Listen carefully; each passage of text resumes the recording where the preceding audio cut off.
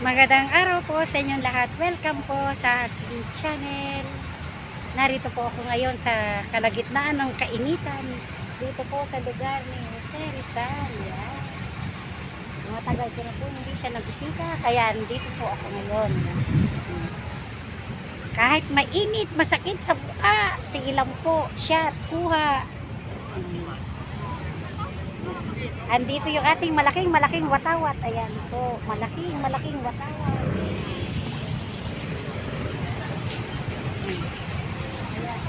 Napakaganda po ng lugar. Talagang napakaganda. Napakalinis, maraming tao.